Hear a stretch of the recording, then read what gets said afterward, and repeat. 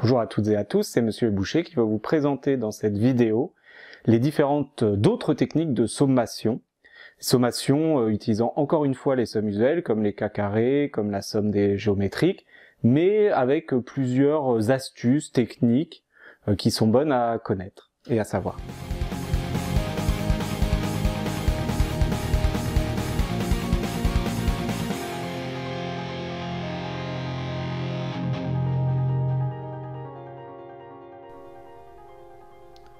Ok, dans cet exercice, l'objectif va être de calculer les sommes toujours, mais de choisir la méthode la plus adaptée. Je vous rappelle les méthodes, on va essayer à chaque fois de faire le bon choix. Par exemple, dans ce premier exercice, cette première question, cette première somme, on a la somme tout simplement des cas carrés, donc ça c'est directement une formule de cours. Vous pouvez revoir dans l'exercice 9 les explications sur le fait que ce n'est pas parce qu'on a n plus 1 au lieu de n que tout va changer. On va appliquer la formule du cours avec n plus 1 au lieu de n, tout simplement. Ce qui va nous donner n plus 1 fois n plus 2 fois... Alors, attention, ici il y a une parenthèse, c'est 2 fois n plus 1 plus 1. Quand on a l'habitude, on peut aller plus vite, mais dans le premier temps, il faut bien comprendre cette histoire de parenthèse, puisqu'ici, ça va donner 2n plus 2 plus 1. Donc, le bilan, c'est n plus 1, n plus 1 plus 1. Alors, vous voyez que je suis allé plus vite ici, où j'aurais pu écrire n plus 1 plus 1, mais c'était assez simple, donc j'ai été plus vite, j'ai écrit directement n plus 2. Attention néanmoins à bien comprendre chaque détail, et à refaire à la limite ce que je vous montre là, bien sûr avant de voir la correction, mais aussi. Voilà, on encadre le résultat. Et c'est bon pour cette première question. La deuxième question, en réfléchissant à toutes les méthodes, on voit que la plus évidente c'est probablement une somme géométrique, puisqu'on a du k à la puissance, donc on reconnaît un peu la somme géométrique. Alors évidemment c'est un petit peu bizarre puisqu'il y a plusieurs termes, mais on voit que le k revient, donc on va appliquer tout simplement les formules sur les puissances pour s'en sortir.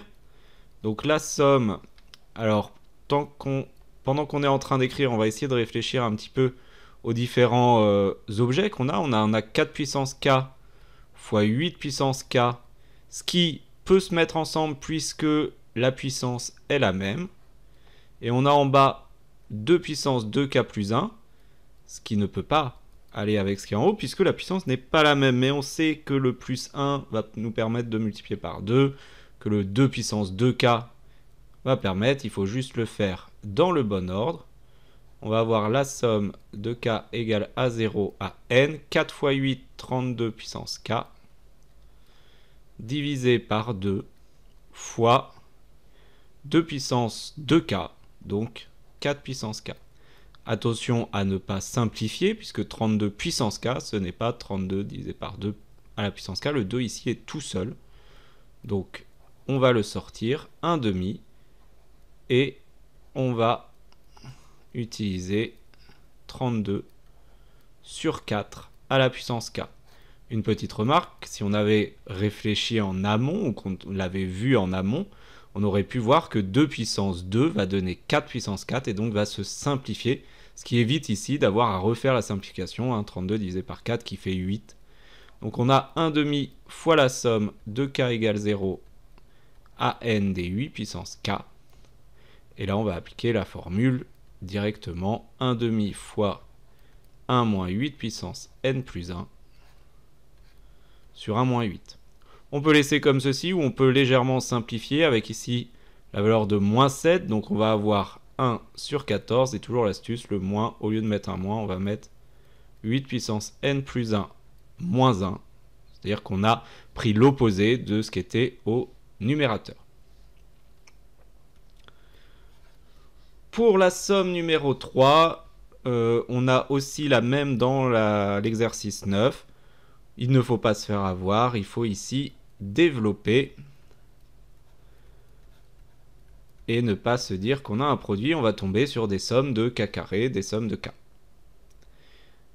ce qui va nous donner donc la somme de k égale 0 à n des k carrés moins la somme des k égale 0 à n des k, et donc n plus 1, 2n plus 1 sur 6, moins n plus 1 sur 2. On va pouvoir encore factoriser avec le n fois n plus 1. Alors attention, on va tout mettre sur 6, donc ici il faut bien penser qu'on a 3 en haut, 3 en bas.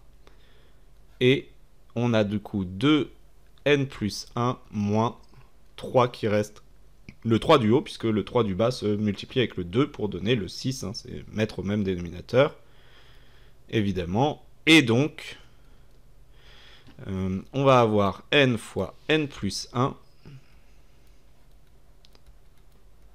fois 2n moins 2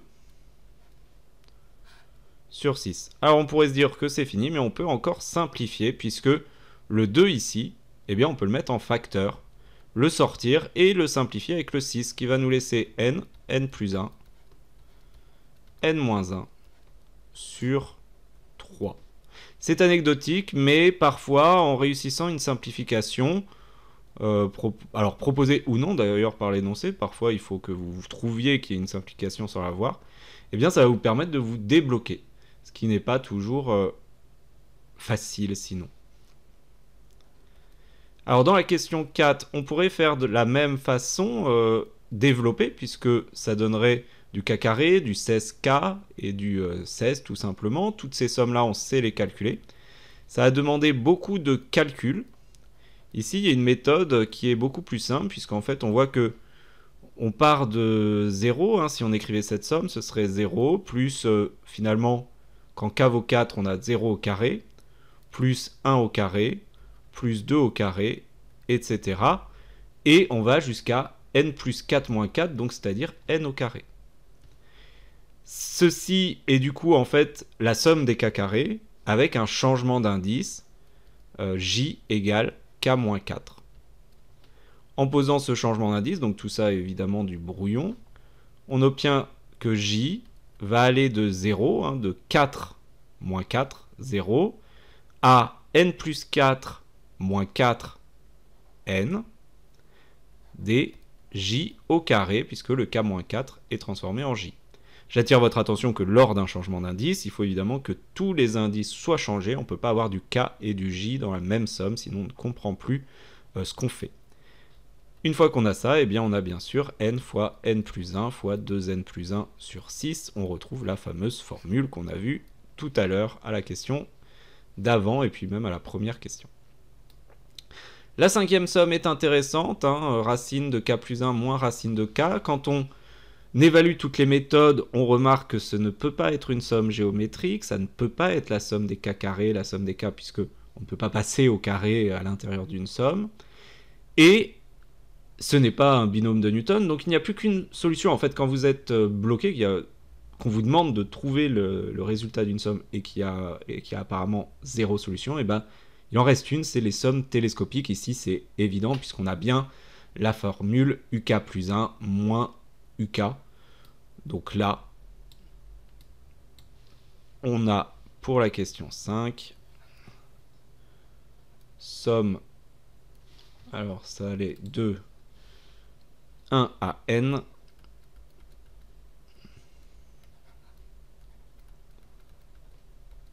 voilà. Alors, je vais l'écrire ici, en posant uk égale racine de k. On a bien uk plus 1 égale racine de k plus 1. Là, c'est au brouillon, puisque il faut quand même vérifier. Vous verrez qu'il y a parfois des pièges sur est-ce que le uk plus 1, c'est bien celui qu'on a. Effectivement, c'est pas parce qu'on rajoute un plus 1 quelque part que ça marche forcément. Il y a des petits pièges. Ici, il n'y a pas de problème. Et donc, soit vous refaites la démonstration que vous avez vue en première année, soit tout simplement c'est une propriété qui est au programme. Donc, eh bien, c'est le uk plus 1 qui va prendre la valeur pour k égale n, le dernier terme qui va rester, racine de n plus 1, moins le k, le uk qui va prendre la plus petite valeur, moins racine de 1. Ce qui veut dire racine de n plus 1, moins 1. Voilà, je reviens là-dessus. Il y a plusieurs façons de le voir, de se souvenir de cette formule, en fait, formule que je vous remets sur les sommes télescopiques. Soit on apprend la formule par cœur et on essaye de se ramener à la formule qu'on a apprise par cœur, en multipliant par moins 1, en modifiant quelques termes, etc. C'est possible toujours, mais ce n'est pas forcément le plus évident. Il y a aussi une autre façon qui est tout simplement de d'écrire cette somme, c'est-à-dire que cette somme, c'est quoi? C'est racine de 2 moins racine de 1, puis plus le prochain terme racine de 3 moins racine de 2, plus le prochain terme racine de 4 moins racine de 3, etc. Plus racine de n moins racine de n moins 1. Et ensuite de barrer tous les termes. Vous voyez que le racine de 2, on l'a positif, négatif, donc il se simplifie. Le racine de 3 se simplifie, le racine de 4, etc. Et à la fin, il faut imaginer que le racine de n-1 se simplifie avant. Et donc il nous reste le racine de n. Plus 1 d'ailleurs. Ça c'était le terme d'avant. Pour k égale n, c'est plus racine de n plus 1 moins racine de n. Donc le racine de n se simplifie aussi. Il nous reste racine de n plus 1 moins racine de 1. Voilà. Un autre moyen mémotechnique, c'est de se dire que le terme qui est le plus grand, enfin le terme le plus avancé de la suite, ici uk plus 1, mais si vous avez une somme des uk moins 1, bon bah c'est le même principe, c'est uk qui est le plus avancé. Donc le plus grand terme de la suite, en termes de k, va prendre la plus grande valeur, et le plus petit terme de la suite, ici uk, va prendre la plus petite valeur. Attention, c'est pas le plus petit terme dans le sens réel, c'est vraiment un moyen mémotechnique, il n'y a rien de mathématique, c'est vraiment le plus petit terme dans l'ordre en fait de la suite. U0 est avant U1, etc. Bon, donc ça c'est pas une version mathématique, mais c'est quelque chose que vous pouvez retenir. Je sais que ça a aidé certains étudiants. Moi, quand j'étais étudiant, ce qui m'aidait, c'était d'écrire la somme quand j'avais un doute sur le dernier terme ou le premier terme. Et bien sûr, de vérifier ces derniers termes et ce premier terme. Voilà. On peut ici, vu qu'on a peu de justification, remettre pour le correcteur par somme télescopique. Voilà, vu qu'on n'a pas fait... c'est une propriété du cours qu'on a utilisée. Cette propriété a un nom, donc on la note. La question 6, finalement, eh bien, on revient sur une somme avec plusieurs termes dont on sait calculer tous les termes. 2 puissance k plus 4k plus n-3. Donc on va tout simplement découper notre somme avec 2 puissance k plus la somme, alors 4 fois, donc en utilisant la linéarité plusieurs fois, 4 fois la somme des k, plus, alors, la somme des n-3.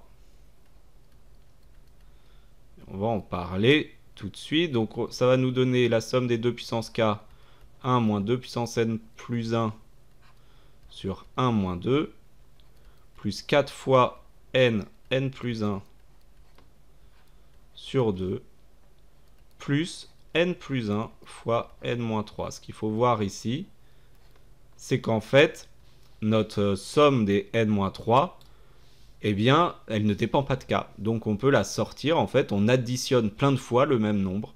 Et combien de fois on l'additionne? Eh bien, on l'additionne n plus une fois, puisque ça part de 0 pour aller jusqu'à n ici.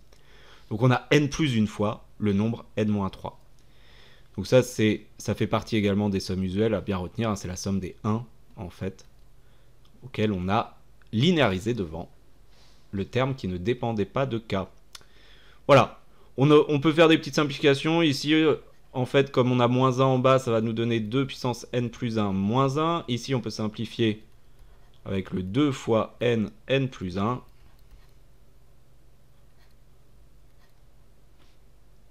Cette parenthèse ne sert à rien, donc je vais l'enlever. Hop, 2n plus 1. Et puis on a n plus 1 fois n-3. On pourrait d'ailleurs, eh bien, encore factoriser les deux derniers termes, mais comme on ne peut pas factoriser le premier terme, ça n'a pas beaucoup d'intérêt, donc je laisse le résultat comme celui-là. Vous pourriez toujours être amené, bien entendu, à le mettre sous une autre forme si vous avez besoin. Voilà, j'espère que c'était assez clair sur ces exercices. C'est le dernier type d'exercice là-dessus. Ensuite, on va passer dans les prochains exercices à des calculs avec des factoriels.